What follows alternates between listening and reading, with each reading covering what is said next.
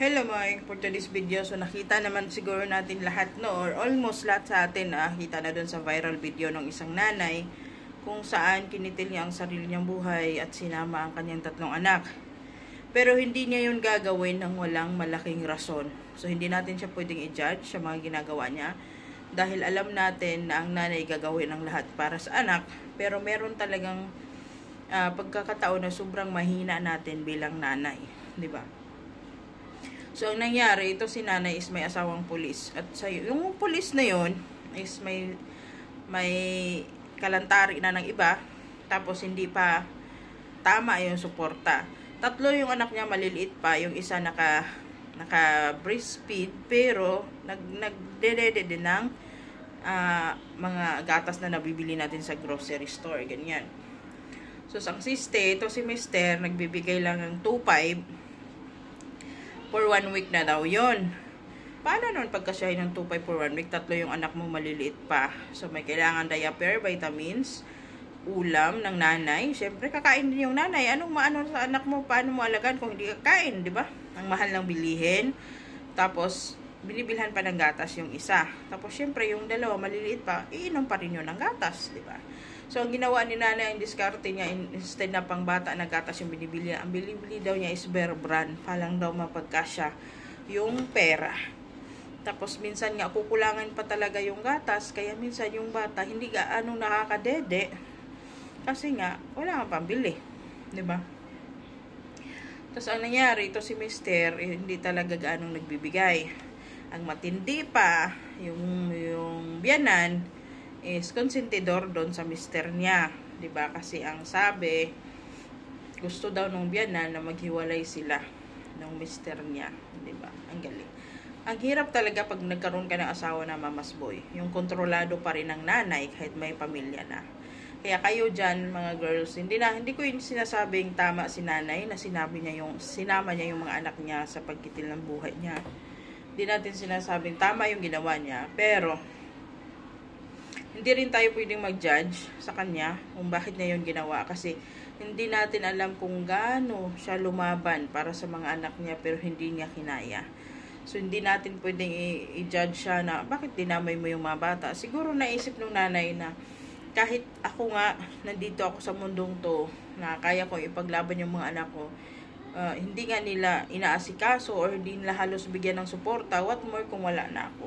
Diba? Yun siguro naisip ng nanay na hindi matutumbasan ang pagmamahal niya o pag-aalaga niya ang pag-aalaga ng iba para sa mga anak niya pag siya'y nawala na.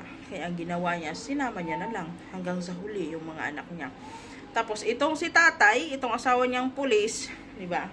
Ang ginawa, nag-video pa, tapos in-upload na umiyak-iyak. Bakit sinama mo yung mga anak ko? Bakit mga anak ko pa? Tanga, di ba? Hindi ka nga halos magbigay ng suporta. Nanay ng mga anak mo, 3 sila, dapat yun ang una mong inaalagaan. Kasi kung healthy si nanay, malakas din yung mga bata. Kasi minsan yung mga bata, kumukuha yun ng lakas galing sa nanay. Tapos paano maging malakas yung mga bata?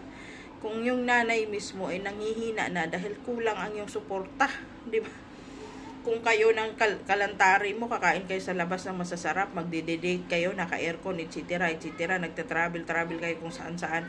Tapos, yung nanay at mga anak mo, yung nanay ng mga anak mo, yung mga anak mo, is titipirin mo sa suporta. Di ba? Tapos ngayon, magsisisi ka, iiyak-iyak ka dyan. Di ba? Nagbibideo pa si pulis. Iiyak-iyak siya, ba't daw sinama yung mga anak niya, bakit mga anak niya pa, hoy, di mo nga inaalala nung instead na pang bata na gatas yung inumin ng anak mong maliit is Bear Brand yung dinide, di ba? Bear Brand yung dinide, di ba? Instead na dapat yun ang dapat unahin mo kasi baby pa, bibili ka ng vitamins, bibili ka ng gatas, magdadiaper parang kasya ba yun? Diyos ko, kakaloka. Kaya nga ang hirap kayong mga babae dyan. Huwag kayong agad mag-settle sa isang lalaki kung hindi nyo pag-aanong sigurado kung itong lalaking to, kaya ba kayong namayan, kaya kayong paglaban sa biyanan, di ba? At kayo namang mga biyanan dyan, hoy, huwag nyo namang kontrolin yung mga anak nyo kung alam nyo may pamilya na. Kaya nga nagpapamilya dahil gusto mag-iiba ng buhay. tapos kukontrolin nyo pa. Kayo namang mga asawa dyan, huwag kayong magpapakontrol sa nanay nyo. Dapat may sarili kayong desisyon para sa pamilya ninyo. 'Di ba? Kasi may pamilya na kayo eh. Dapat pamilya nyo muna inuuna nyo bago yung iba. Ganun dapat. Kayo naman mga babae, siguraduhin nyo na bago kayo mag-settle down dyan sa mga lalaki na yan, na maganda lang magsalita sa una, masarap magsalita sa una, na mahalin ka, alalagaan ka, papasayahin ka, hindi ka paiyak, hindi ka sasaktan, etc. Lahat ng pangako nandyan na. Tek na pangako na yan. Tapos dapat alam nyo kung saan kayo kukuha ng extra income. Or dapat may sarili na kayong source of income bago kayo mag-settle. Kasi once na meron kayo niyan, kahit na iiwan pa kayo ng 10 maging lalaki nyo sa buhay nyo, wala kayong pakialam. Dahil alam yung mabuhay na hindi kayo nakadepende sa income ng lalaki. Although mahirap siya, kasi minsan nga kasi mapaniwala tayo sa matatamis na salita nila. Although mahirap siya, pero sana magiging aral bawat ito sa babae, no? Bawat mga babaeng bago mag-asawa dapat maging aral to.